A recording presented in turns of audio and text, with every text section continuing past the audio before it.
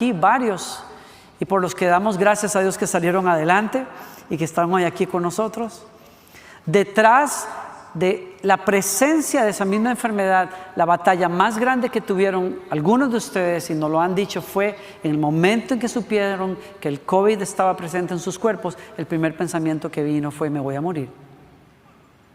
Y batallaron con el espíritu de muerte de frente.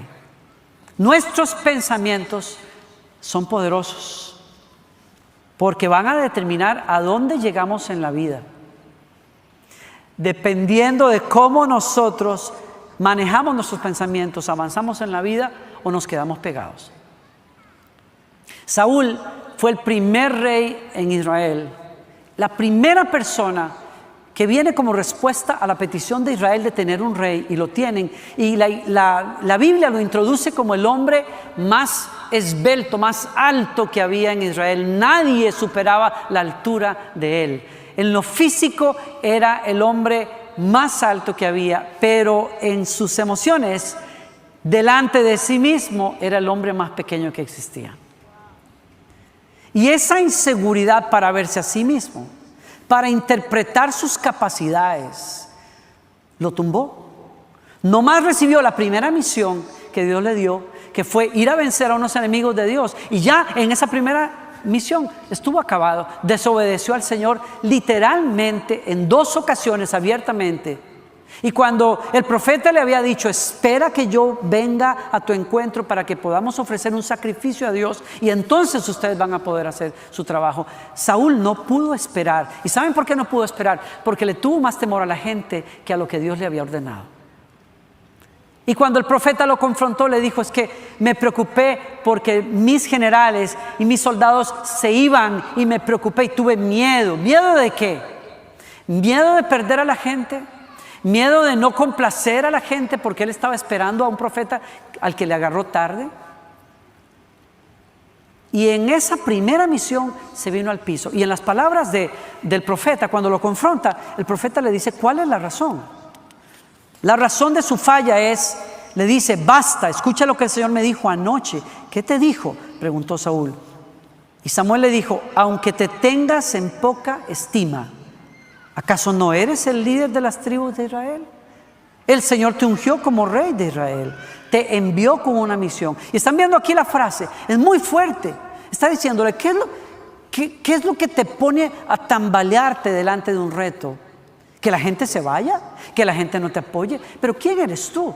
Tú no eres el jefe de las tribus de Israel. ¿Qué temes tú si Dios te ungió y te dio una misión? Tu capacidad no viene de que la gente guste de ti o te apoye. Tu capacidad viene que Dios dijo: tú eres el rey de Israel, estoy contigo, te ungí, dale, yo voy contigo. Eso determina tu capacidad. Tu capacidad no la determina lo que la gente diga. Tu capacidad no la determina que la gente vote por ti o no vote por ti. Tu capacidad viene del que dice: tú eres hijo del Dios viviente, tú eres hija del Dios viviente, tú vas y haces lo que yo te digo y voy a estar contigo. Pero él no creyó. ¿Por qué? Porque su inseguridad era tan grande. Dice una traducción por ahí en otra parte que Saúl se veía de menos a sí mismo. Esa inseguridad vino de un pensamiento. Y ese pensamiento que Saúl decidió abrigar por tantos años y de tantas formas, terminó siendo un bloqueo al llamado de Dios en su vida. Estamos diciendo, ¿se acuerdan ustedes cuando Pablo habla en el Nuevo Testamento y dice que nuestra lucha no es contra carne ni sangre, sino contra principados y potestades, con huestes espirituales de maldad en lugares celestes? Él habla de esa lucha espiritual que todos los cristianos tenemos que reconocer que batallamos.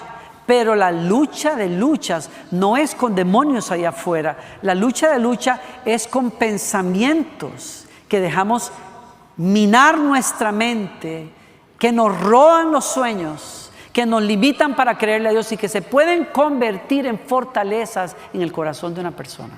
Porque aunque Dios diga: te ungí y te llamé como rey, algo por dentro te dice: porque tú no eres capaz. ¿Y qué haces con ese pensamiento? Anulas lo que Dios dice. Eso es una fortaleza espiritual. Entonces tú puedes decir, no, vamos a orar, vamos a ir a una montaña y vamos a bajar las potestades que están contra esta ciudad, pero realmente no nos tomamos el tiempo de subir a las montañas de nuestra mente, donde el enemigo sembró minas de mentira y las hemos dejado ahí intactas.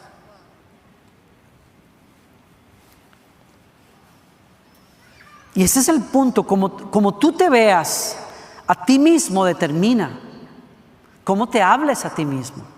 Y esos pensamientos y esas palabras te van a impulsar en la vida o te van a amarrar.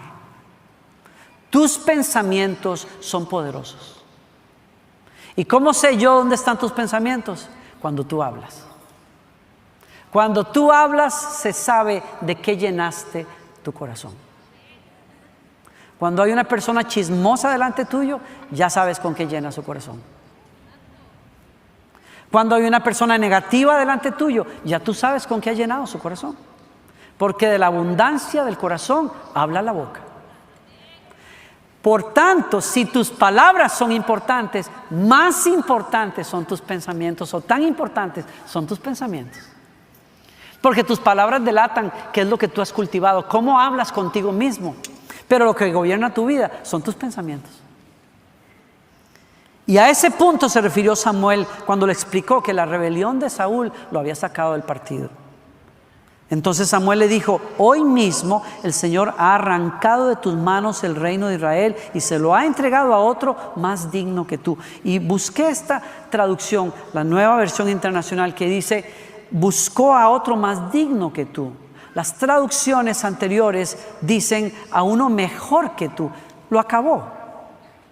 Pero me parece que la Nueva Versión Internacional lo explica muy bien. Explica el corazón de Dios detrás de las palabras. No fue terminar de matar a este hombre que acababa de fallar diciéndole: hay uno mucho mejor que tú. Porque a un hombre inseguro que le presenten otro que es mejor que él, lo termina de matar. Pero le dijo: a uno que es más digno que tú. ¿Por qué? No es porque David tuviera más capacidades, es el próximo rey. No es que David tuviera más capacidades que Saúl, que es el que fue desechado. No, es que David tendría más disposición a ser moldeado por Dios cuando Dios le hablara. Una cosa que Saúl no tenía. No era cuestión de capacidades, era cuestión de disposición del corazón. Lo que nos hace falta muchas veces para ser parte de los planes de Dios es la disposición del corazón. Porque Dios no está buscando a la persona mejor que hay en el mundo. Siempre habrá gente mejor que tú y mejor que yo. Siempre habrá gente que canta mejor que uno y otros que cantan peor, gracias a Dios. Siempre habrá gente que es más guapa que tú. Si es cuestión de eso, vamos a estar toda la vida en una desgracia, porque siempre estaremos comparándonos y diciendo: pero ¿por qué aquel es más bonito? ¿O porque aquel es más delgado? ¿O porque aquel es más alto? Ya ven ustedes, Saúl era el más alto y lo desecharon. No es la altura lo que determina que Dios puede usar a las personas, gloria a Dios. Ahí me dieron ganas como de... Si ustedes no aplaudían, yo iba a aplaudir. Esto no es cuestión de capacidades. Saúl no fue desechado por falta de capacidades, sino que fue desechado por falta de creer en lo que Dios había puesto en él y lo que Dios le había confiado. Y todo comienza con un pensamiento. Se miraba a sí mismo como poca cosa. Y miren qué fuerte lo que estamos diciendo acá, porque cuando Dios nos llama a una misión en la vida, y cada uno de los que estamos acá tiene una misión de parte de Dios. Wow, que por lo menos había uno conectado por ahí. Yo sé que somos una iglesia, no estás diciendo amén y todo eso, pero por lo menos reaccionen, hagan algo para saber que están ahí, ¿no? Ok, bueno, mire, entonces por lo menos ya hay más, mire. Ya me perdí yo por hacer ese comentario. ¿Qué era lo que yo les iba a decir a ustedes? Todos nosotros tenemos una misión. Tú tienes una misión, no estarías vivo si no tuvieras una misión de parte de Dios. Tu cultura, tu formación, lo que has vivido, tus estudios, todo tiene un propósito. Dios tiene un propósito y va más allá de las bendiciones que Él te da de ser padre, de ser esposo, de ser madre, de ser profesional. Dios tiene una misión que te confía, donde quiera que estás. Pero depende que tú lo creas, depende que tú lo aceptes. Depende que tú digas, Señor, yo en lo natural quizás no sea digno, pero si tú me llamas, yo soy digno. Si tú me ordenas, yo estoy ungido, yo estoy capacitado, yo voy a hacer lo que tú dices. Y voy a ser un buen padre, y voy a ser un buen profesional, y voy a ser un hombre de negocios, una mujer de negocios, porque tú estás conmigo y tú me has confiado algo. De lo contrario, yo no estaría vivo. Pero si estoy vivo es porque Dios tiene una misión conmigo y la tiene contigo. El punto es, ¿vas a aceptar eso y a creerlo o te vas a limitar? Muchos de nosotros estamos apagando los sueños de Dios por pensamientos. Y muchos nos estamos impulsando porque hemos creído en Dios. ¿No?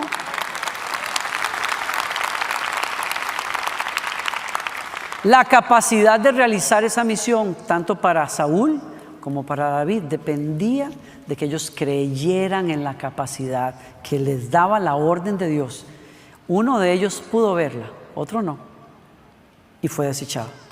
Y entonces Dios levanta a David, y levanta a David a quienes su papá o sus papás lo olvidan. El último en la lista, invitado para la cena donde estaba el profeta para ungir al próximo rey, no estaba allí. Fue mandado a traer. Algunos hacen conjeturas diciendo que quizás David era un hijo fuera de familia y qué sé yo, porque ¿por qué no lo habían llamado cuando Samuel llegó para ungir al próximo profeta? No se sabe, pero es el último en el que se piensa, pero es el primero que Dios dice, ese es el ungido, ese es el que yo voy a usar. Y David viene y no más comenzando su vida, tiene un reto del tamaño de un gigante de 2 metros. Y todos los hombres de guerra de Israel acobardados, David llega, escucha los insultos de ese hombre y dice, espérate que yo me voy a pelear con él. Y los hermanos de David dicen, tú siempre tan creído, tan metido, usted es más metido que la pobreza, váyase con las tortillas y el queso a la casa, eso es todo lo que usted sirve hacer, usted no es más que un mocoso que sirve para cuidar ovejas. Pero le llegó la noticia al rey que lo manda a llamar y le dice, bueno, eran ticos, vos no sabes que ese es un hombre criado en la guerra desde que era jovencito, ese tipo fue a la escuela militar, se graduó con honores, ¿y vos quién sos? Sos un pelao, dirían en Colombia, en Barranquilla, sos un pelao. Y él le dice, pues puede ser delante de tus ojos, pues yo te voy a contar una cosa, mi historia de fe, nadie lo sabe, pero cuando yo cuidaba las ovejas de mi padre y un animal venía a robarme las ovejas, yo me levantaba en el poder del Espíritu Santo, porque yo conozco al Espíritu Santo. Yo conozco lo que Dios hace con las personas cuando se entregan a Él, y cuando se me regresaba esa bestia para querer dañarme, yo lo acababa, a palos lo acababa. Y le dice a Saúl, el Señor a quien yo conozco me libró de las garras del león y del oso, también me librará del poder de ese filisteo. Filibusteros fueron otros. Anda pues, dijo Saúl, y que el Señor te acompañe. Y mire lo que pasa en la batalla. Su confesión fue la suma de sus pensamientos. Escúcheme lo que acabo de decir. Su confesión fue la suma de su pensamiento de fe. Cuando tuvo a Goliat al frente, le dijo, tú vienes contra mí con espada, lanza y jabalina, pero yo vengo a ti con la bandera del Señor Todopoderoso, el Dios de los ejércitos de Israel, a quien tú has desafiado. Y le dijo, todos los que están aquí reconocerán que el Señor salva sin necesidad de espada ni de lanza. La batalla es del Señor y Él los entregará a ustedes en nuestras manos. Y fue exacto lo que pasó. ¡Wow! Por eso yo te tengo que animar a insistir. Como tú hablas, determina dónde vas a llegar en la vida. Pero lo que tú hablas tiene una fuerza más importante detrás. Es lo que tú piensas. Es como tú hablas contigo en ese espejo. Es lo que tú te dices todos los días a ti mismo.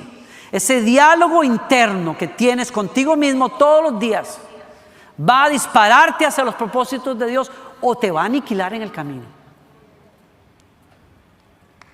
Y en eso yo no puedo ayudarte más que animarte a cambiar tu manera de pensar, a bloquear tu mente de cosas que no sirven, a pararte firme delante de esos pensamientos que te infunden miedo e inseguridad, a acabar con esa forma de verte cuando te ves de menos. En realidad, cuando deberías de pararte y decir: yo soy todo lo que Dios dice que soy. Yo puedo hacer todo lo que Dios dice que yo puedo hacer. Yo tengo todo lo que Dios dice que yo tengo. ¿Alguien está aquí conmigo? Alguien tiene que levantarse en el espíritu de David para reclamar las cosas que Dios dice de nosotros. Alguien tiene que sacudirse de esas mentiras y esas palabras que una y otra vez se dijeron sobre tu vida. Aquellas personas que somos llamados, y yo creo que todos los que estamos aquí somos llamados a la grandeza, somos llamados a sobresalir, somos llamados a marcar una diferencia, somos llamados a romper terreno, a romper toldos y topes que nos habíamos puesto como personas, familias, culturas. Pero que podamos hacer eso, porque Dios quiere que lo hagamos, depende de cómo nosotros pensamos. Hoy tenemos una familia, los Cavazos, que están celebrando la graduación de su hija, y yo te aplaudo por eso. Y aplaudo también a tu hermano, que pude estar en la graduación de él hace unos años.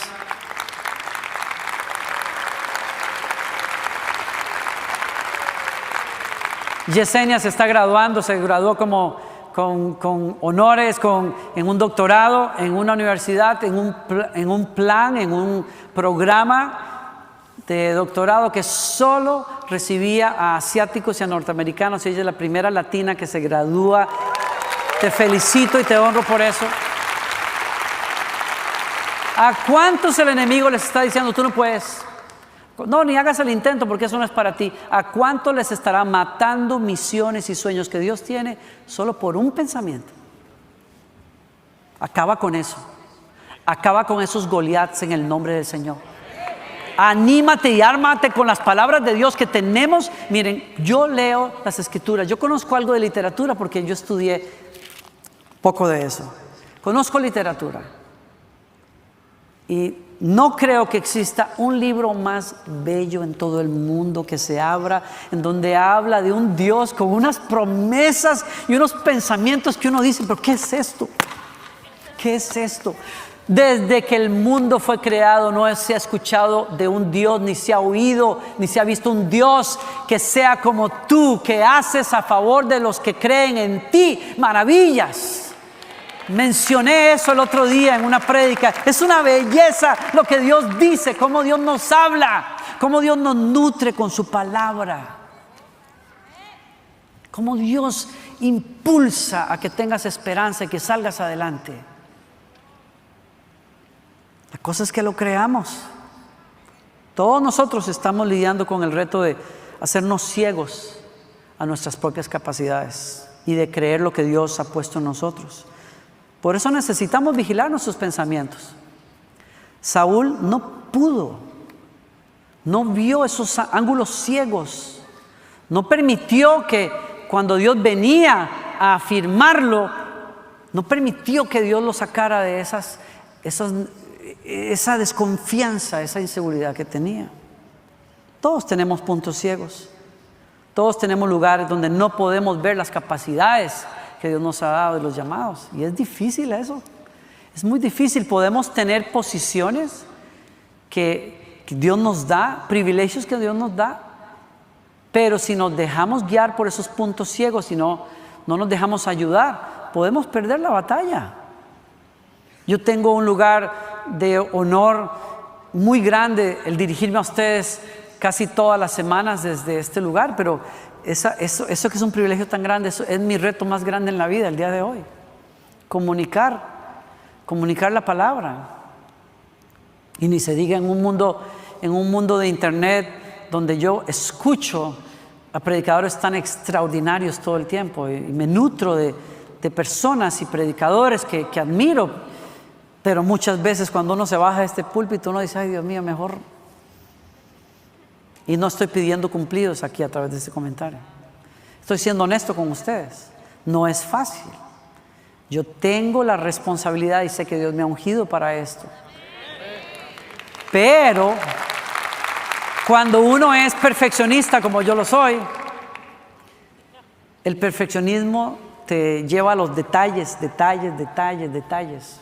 Quieres ser excelente en todo. Y cuando te das cuenta que te quedas corto muchas veces, te golpea muy duro. Son ángulos ciegos que todos tenemos. Nos pueden hacer chocar si no nos dejamos ayudar, si no nos ponemos pilas. Por eso te he aconsejado, número 1, ¿cómo lidiamos con estos ángulos ciegos que todos tenemos? ¿Cómo hacemos con eso? La palabra del Señor. Vuelvo a decirte, acércate a la palabra del Señor. Hay gente que se acerca a la palabra del Señor para volarse garrote. Bueno, es parte del mismo problema, sí. Hay gente que se acerca. Yo no sé si a ustedes les ha pasado. A mí me ha pasado. ¿Qué? Les explico. Que he abierto un día la Biblia, por ejemplo, y comienzo a leer una de las profecías. Hoy en la mañana estaba leyendo la Biblia y lo que leí fue la profecía del Señor contra Tiro y Sidón. Y comienzo a leer aquello y dije, ay Dios mío, si yo estuviera enfermo del corazón y leo esto, digo, ay Señor, el juicio de Dios va a caer sobre mí porque estoy leyendo esto, Señor, ¿qué me quieres decir algo? ¿No? ¿A alguien le habrá pasado eso? A mí me ha pasado algunas veces, me pongo a leer algo en la Biblia así. Y como no tenemos mecanismos para interpretar bien la Biblia a veces, o cuando tenemos un corazón enfermo, nos mata. Y hay gente que busca, dice, Señor, aleluya, háblame, dame duro, Señor. Y pum, pa. ¿Y saben qué pasa? Yo todavía me admiro cómo hay grupos cristianos en donde los púlpitos se usan para herir y golpear a las personas y darles duro, y los lugares están llenos. Es que a la gente le gusta que le huelen garrote. Mi filosofar me lleva, yo le doy vueltas por todos lados y a la conclusión a la que yo llego es, a la gente le gusta que le huelen garrote. ¿Saben por qué? Porque estamos tan acostumbrados a herirnos a nosotros mismos que lo mejor que nos puede pasar es un predicador que nos golpee bien duro. Y ahí decimos, gloria a Dios. Ahí sí hay unción, aleluya. Ahí me están dando duro, gloria a Dios. Así me gusta. Sí, claro, porque estás acostumbrado al garrote. ¿Te identificas? Y ese es el problema que tenemos.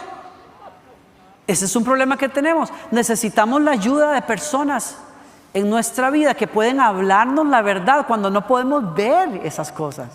O sea, no podemos ver que Dios nos ha dado una capacidad, nos ha dado un don. No lo podemos celebrar tampoco. Entonces es fácil criticarnos y eso es lo que hacemos muchos de nosotros, nos criticamos y nos golpeamos.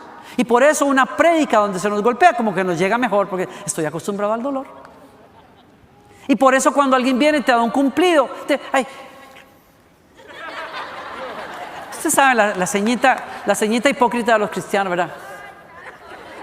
No, la gloria no sea para mí, sea para decir, mi hijo, pero te están dando un cumplido. Lo menos que puedes hacer es decir gracias. Ay, qué bonito vestido, qué bonita chaqueta. Ay, sí, la compré en Marshalls, me costó $5. ¿Quién te preguntó el precio? ¿Qué cuesta que digas qué bueno? Sí, viste, qué bonita, ¿verdad? Se te ve bien. No, es que la falsa humildad es a la que estamos acostumbrados porque nos volamos garrote todo el tiempo. Ahí viene Samuel a decirle a Saúl, pero ¿qué es lo que tienes en la cabeza, Saúl? Si eres el tipo más brillante que hay por acá, Dios te escogió por algo. Eras un buen hijo. Andabas buscando las mulas perdidas de tu papá y por eso Dios te llamó. Porque eras obediente, eres un buen muchacho. Dios te puso como rey. ¿Qué más te falta? Te dieron la unción, porque yo mismo te ungí. Te dieron el llamado de la misión. Tienes el privilegio de guiar al pueblo escogido de Dios. Y ahí estás de bobo creyéndote poca cosa. La gente viene a darnos cumplidos y no podemos aceptarlos. Y por eso mi recomendación es, tú tienes que tener personas que saben celebrarte.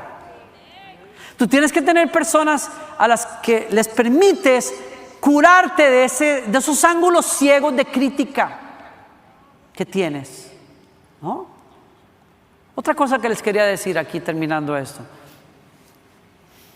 Tú tienes que ser el primer porrista de tu vida. Tú tienes que ser el primero que te celebras las cosas. Porque, oye, especialmente en la época de las redes sociales. A ti te van a sobrar las personas que te maldigan y te critican. Te pusiste el vestido rojo. ¿Por qué te pusiste ese vestido rojo? No estoy hablando de nadie. ¿Verdad que hay cosas que me pasan a mí que yo no entiendo? Tere, yo en este instante que dije eso, te miré con el vestido rojo y dije, ay Dios mío, voy a voltear a ver a otro lado mejor. Y me di, yo no entiendo qué pasa. ¿Será que subconscientemente te vi el vestido rojo? Entonces ya dije, ok, es un buen ejemplo. No lo sé, pero en fin. Ay, qué vestido, te ves gorda, te ves fea, ese color de pelo no se te ve, que la mona, aunque se vista de seda, mona se queda. Esas son las redes sociales. ¿Por qué? Porque vivimos en una generación que se oculta detrás de las redes sociales para decir las babosadas que se les ocurra decir sobre cosas que no saben ni les importan. Entonces, yo le digo eso a mi hija a menudo: la primer porrista que tiene que existir en el mundo para tus cosas eres tú misma, porque de ti en fuera pocos saben celebrar. Pocas personas tienen ese arte, como Bernabé en el Nuevo Testamento, que levantaba, donde él entraba, levantaba a las personas, levantaba, sanaba, creía. Pocas personas tienen ese arte, pocas personas se disponen para ese arte. Entonces yo no me puedo esperar a los demás, yo tengo que ser mi primer porrista. Yo decidí ser mi primer porrista. Yo decido celebrar mis victorias, y si nadie más aplaude, no me importa, yo me aplaudo. Ya, hay que hacerlo. Hay que hacerlo y hay que celebrarlo. Hay que aprender a animarnos a nosotros mismos. Hay que aceptar también a esos que Dios nos envía en la vida para enfocarnos, iluminarnos, y que nos dicen, como decías, que le dijo Samuel en ciertas palabras a Saúl: pero vos no estás viendo lo que tenés. Vos no estás viendo cómo Dios te usa. Vos no estás viendo qué privilegio te ha dado Dios. Vos no estás viendo la familia que tenés. Vos no estás viendo que a tu edad has caminado por aquí, por allá, y mira dónde has llegado. Necesitamos de esas personas. Y cuando vengan esas personas, por amor a Dios, acépteles el piropo, acépteles el comentario, celébrelo. Sea una persona que sabe recibir cumplidos. Tenga personas cerca, sí, que lo ayuden. Y también tenga personas cerca suyo que saben también calibrarlo, porque esa es la otra cosa. Tenemos ángulos ciegos, sí. En esos ángulos ciegos nos vemos de menos, pero hay otros ángulos ciegos en donde andamos por allá arriba y necesitamos que alguien nos aterrice el globito, que nos lo estalle de vez en cuando para que nos ubique cómo es la cosa. No, porque somos seres humanos, todos nos equivocamos, todos somos propensos al orgullo. Usted no me diga que no, como lo dijo aquel señor hace años, el orgullo es como el mal aliento, todo el mundo lo nota menos uno que lo tiene. Por eso es que uno necesita gente que ve los ángulos ciegos y le dice a uno: mijo, échate algo porque la cosa está seria, ¿no? Porque todos los tenemos. Ahí está David, y ahí es donde yo veo, miren, en el momento más delicado de la vida de Saúl, Dios le envía a David. Y David mata al gigante, y Saúl ve la gracia de Dios en su vida y lo pone como el general de su ejército, y donde quiera que Saúl lo mandaba, David iba, lo obedecía y tenía victoria. Y la gente entonces cantó: Saúl mató a sus miles, David a sus 10,000. Y luego me dijo: ah, caray.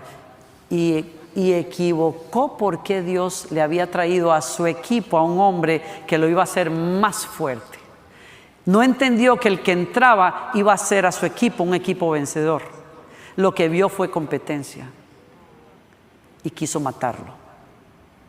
Los celos y la envidia entraron y ahogaron el propósito de Dios en ese equipo, que era un equipo de victoria. Cuando Dios trae un miembro a un equipo, cuando es Dios el que trae un miembro a un equipo, es para hacerlo un equipo de vencedores. Es para hacerlos más fuertes. Es para que tengan más conquistas en el reino de Dios. Para eso es un equipo. Para eso Dios pone piezas que Dios sabe cómo ordenar. Yo no entiendo cómo fue que pasó esto de Tales, pero cuando él me dijo hace años, ahí hincado llorando, estaba en el piso, en una reunión donde él iba a predicar, creo, Y se levantó y me dijo, Dios me dice que yo tengo que estar acá. Y yo, bueno. Y 4 meses después me dijo, pastor, Dios me dijo que yo tengo que estar bajo su pastoral. Y yo, bueno. Y me dice, ¿qué hago? Le digo, yo no sé. Pues Dios fue el que te dijo, pregúntale a él. Yo no estoy inventando esto. Yo le dije, pregúntale a él. Porque yo no puedo hacer nada. Es más, yo no sé ni qué quieres que haga. Yo no sé qué tengo que hacer yo. ¿Qué tengo que hacer yo? Si Dios te dice que tienes que estar bajo mi pastoral, pues ¿qué quieres que haga? Aquí estoy, yo estoy para servirte. No, no es eso. Es que yo tengo que servir a tu lado. Yo no puedo hacer nada. Ahora, yo te voy a decir lo que yo hice. Cuando Dios me dijo que tenía que venir a Lakewood, me dieran espacio o no me espacio, yo vine acá. Y cuando yo le dije, mi esposa y yo dijimos al Señor, nos vamos para allá, aunque no hay una plaza para nosotros, el Señor abrió la puerta. Y aquí estamos. Entonces yo le dije a Tales, a mí nadie me trajo en realidad, Dios me trajo aquí. Y salte Pedro, brinque Juan, yo estoy aquí. Porque cuando se trata de moverse con Dios, si gusta o no gusta, eso no es asunto mío. Eso cada persona tendrá que resolverlo. Yo vine porque Dios me trajo. Y yo tengo una misión que cumplir aquí. Y entonces yo me moví y le dije a él, muévete tú, yo no sé. Yo lo que sé es que el Señor le dijo a los sacerdotes, pongan los pies en el río y las aguas se van a partir. Fue todo. Y ahorita me lo recordó hace unos días. Usted me dijo eso y yo me moví. Por 2 años oraron y ayunaron e hicieron y deshicieron y lloraron y Dios los pasó por procesos y todo. Y cuando nos damos cuenta, ellos consiguieron su visa para estar en este país. Y se establecieron sin ayuda de nadie, sin conciertos y sin nada por 2 años. Yo no sé cómo han hecho ustedes por 2 años. Sin el presupuesto que tenían allá en su tierra, lo dejaron todo. Pero me dijeron, vamos a servir aquí. Como voluntarios vamos a estar aquí porque necesitamos estar bajo tu pastoral. Y aquí están. Entonces, ¿qué veo yo aquí? Yo se lo he dicho al equipo cuando anuncié que Tales venía para acá y tal. Les dije yo, esto no es un plan que yo tejí para que Tales pudiera estar aquí. Yo no puedo hacer esas cosas. Yo no tengo esa potestad. Dios lo trajo, lo celebro a él y a su familia como celebro a cada uno en este equipo porque son extraordinarios. Y a este equipo no puede entrar otra cosa que no sea buena. Porque es un excelente equipo. Es un excelente equipo. Yo no tengo otra cosa que pueda decir más que será porque Dios tiene unos propósitos increíbles para esta iglesia y a través de esta iglesia. Y por eso yo lo tengo que celebrar. Pero Saúl no lo leyó. Porque sus inseguridades dijeron, uy no, este es competencia, a este tengo que matarlo. Y se perdió el propósito de Dios. ¿Estás viendo eso? Por eso, termino acá. Hace rato dije que termino, pero es que tengo que terminar. Aprende a ser un porrista de los demás también. Porque cuando uno sabe valorarse a sí mismo, uno también aprende a valorar a los demás. Y cuando uno valora y celebra a los demás, ¿saben lo que pasa? Uno mata la envidia mata los celos, los mata, porque los sentimientos de la envidia y de los celos hay que matarlos. No mates al que es tu objeto de celos y de envidia. Mátate los celos y la envidia.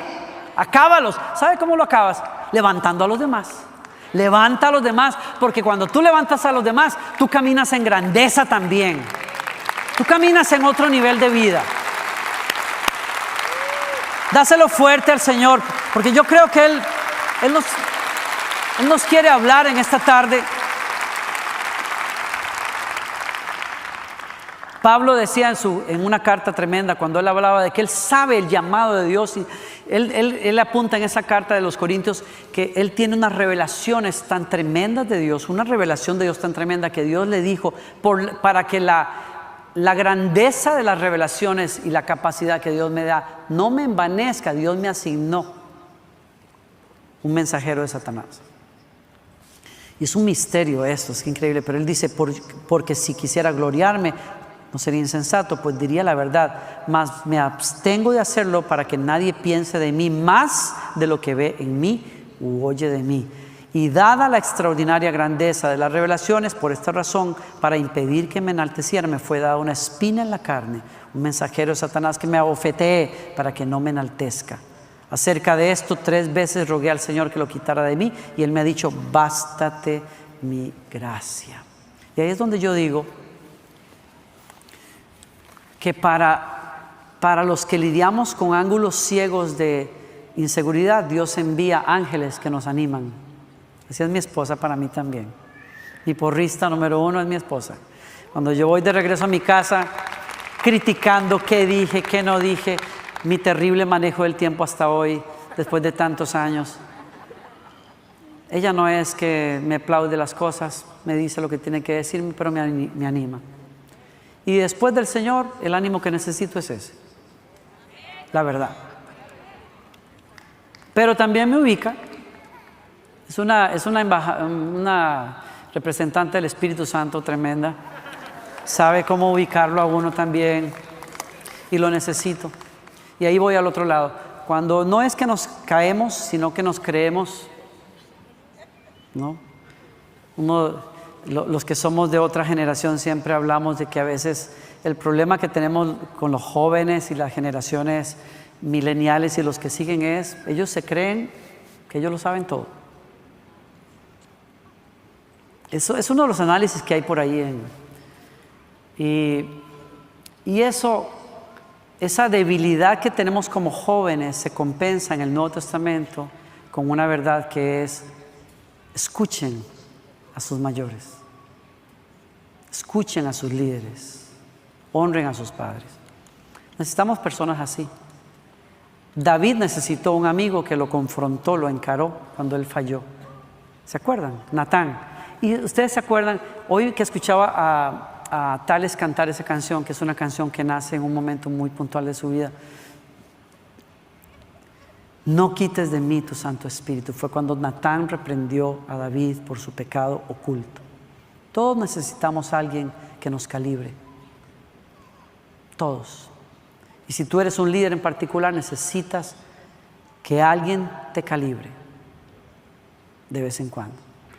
Si tú no tienes un corazón humilde para recibir corrección, tú no estás listo para servir a una iglesia, porque eres un peligro. En cualquier momento la riegas. Yo soy humano, yo puedo fallar. Yo necesito personas que me calibren, que me llaman la atención. Y ahora sí termino. Estoy en un proceso tratando un problema que tengo en el hombro y he visto a un quiropráctico por varias semanas ya para poder lidiar con el dolor.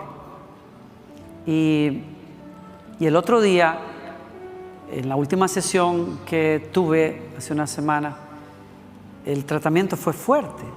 Y yo recuerdo que después de utilizar puntos con electricidad y agujas y tal para liberar un poco la tensión, vino un masaje, pero un masaje con un aparato metálico que encuentra los nudos que uno tiene en la espalda y los rompe, ¿no? Y aquello me hizo saltar.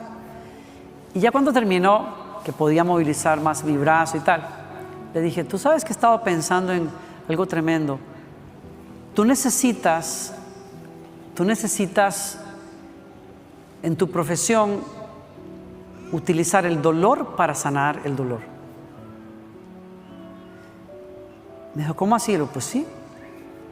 Tú tienes que saber acercarte a provocar dolor, porque a través del dolor que provocas en un momento, me liberas del dolor crónico. Pero tienes que saber cuánta presión poner. Y me dijo: sí. Eso es el cuidado que mayormente tenemos en la escuela, es saber hasta dónde yo puedo llevar a un paciente para liberarlo del dolor. Pero tengo que producirle dolor. Y cuando tú no estás abierto a la confrontación y a la corrección, tu hombro se encoge, como me pasó a mí. Tu hombro se atrofia. ¿Por qué? Porque el dolor hace que te protejas. Tu cerebro dice: no puedes mover ese brazo porque duele. Y entonces el tendón se contrae completamente acá. ¿Qué pasa? Alguien necesita estirar ese tendón. Alguien necesita provocarte un minuto de dolor. ¿Para qué? Para que tengas una vida de sanidad. Y por eso estamos acá. Yo no estoy acá para golpearte, pero sí estoy aquí para hablarte la palabra del Señor. Y en algunas ocasiones es fuerte, pero el dolor del consejo de alguien que te ama es para sanarte de un dolor peor en el futuro, si tú escuchas la palabra del Señor. ¿Alguien está conmigo acá? Hoy te llamo